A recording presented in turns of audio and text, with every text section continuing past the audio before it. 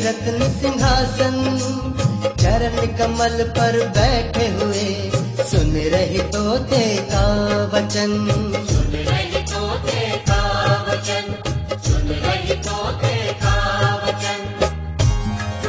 गिरिराज हिमालय पर माँ कौशिकी रत्न सिंहासन पर बैठ चरण कमल पर रख तोते का मधुर वचन सुन रही हैं। मस्तक चंद्र धारण किए, गले पुष्पों की माला, वीणा बजाती माँ का स्वरूप श्याम रंग है निराला, श्याम रंग है निराला, श्याम रंग है निराला। मस्तक पर चंद्र धारण किए, गले में पुष्पों की माला, वीणा बजाती हुई माँ का श्याम रंग स्वरूप बहुत ही निराला लग रहा था।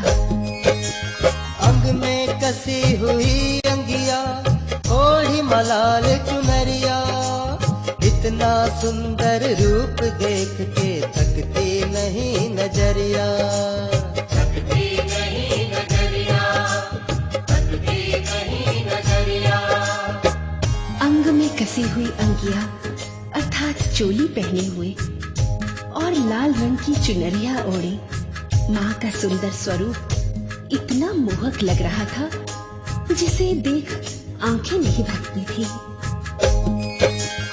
एक हाथ में शंख लिए करके रूप सिंगार, मंद मंद मुस्काती मैया नैना सृष्टि आकार, नैना सृष्टि आकार, नैना सृष्टि आकार।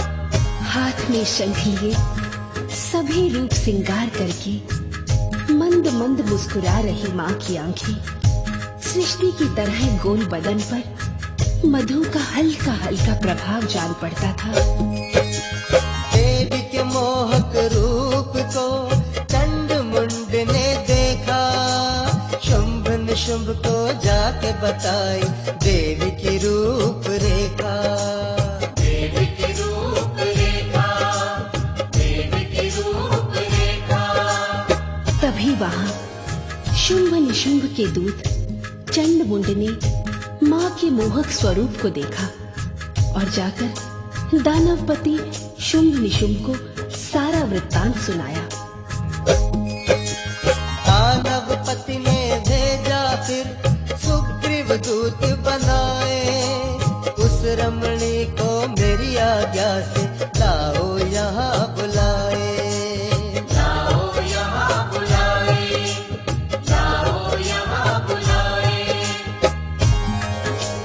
दानवपति शुंभ निशुंभ ने सुग्रीव नामक दूत महाशक्ति के पास भेजा और बोला, जाओ उस नारी को मेरे पास लेकर आओ। दूत ने जाकर महामाया को सारी बात कही। तुम्हारे देवी की बड़े आई, सुना बहुत है नाम, प्राप्त मुझे वही कर सके जीत लई जो संग्राम, जीत लई जो संग्राम, जीत लई जो संग्राम। महामाया ने मुस्कुराते हुए कहा, हे दूत, तुम्हारे दानवपति देव की बहुत बड़ाई सुनी है, परंतु मुझे वही प्राप्त कर सकता है जो मुझे संग्राम में जीत ले। फिर वहां से सुग्रीव नामक दूत ने शुंभनि को जाकर सारा वृत्तांत सुनाया। तब दैत्यराज शुंभ निशुंभ कुपित होकर दैत्य सेनापति धूम्रलोचन से बोला, तुम शीघ्र ही अपनी सेना लेकर जाओ और उस स्त्री से युद्ध कर उसे हमारे पास लेकर आओ। धूम्रलोचन सेना सहित करने चला संग्राम, ना जाने इन दुष्टों का क्या हो अंत मुकाम, क्या हो अंत मुकाम, क्या हो अंत मुकाम। धूम्रलोचन अपनी सेना सहित माँ से युद्ध के लिए चल पड़ा। न जाने इन दुष्टों का अंतिम मुकाम क्या होगा जो महाशक्ति से संग्राम करने चले हैं। लोचन को देख कर देवी ने किया अट्टहास। हूँ शब्द के उच्चारण से ही माँ ने किया परास्त। माने किया परास्त, माने किया परास्त। जैसे ही देवी ने धूम्रलोचन को सेना सहित आते देखा, तभी माँ ने शब्द का उच्चारण किया और सेना सहित धूम्रलोचन को भस्म कर दिया। ये सुन दैत्यराज शुंभ निशुंभ बड़ा ही क्रुद्ध हुआ। तदंतर चंड और मुंड को आदेश दिया और बोला, हे चंड मुंड, तुम अपनी सारी सेना को लेकर जाओ और उस स्त्री को परास्त कर मेरे पास लेकर आओ। चंड मुंड ले चल पड़ा, सेना अति विशाल।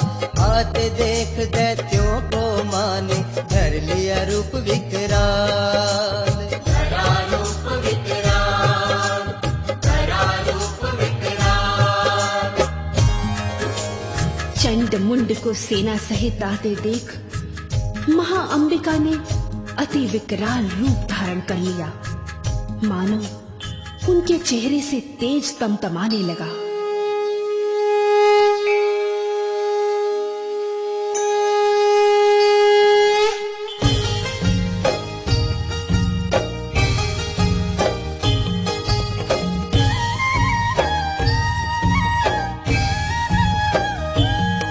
तलवार पशखंडग चिते की कर्म की साड़ी पहन, मुंडों की माला पहन कर लगने लगी माँ अति भयम करने लगी।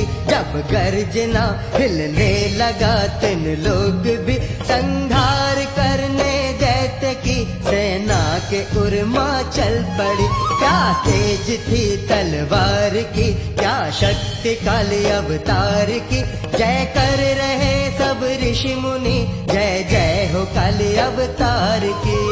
जय हो काली अवतार की।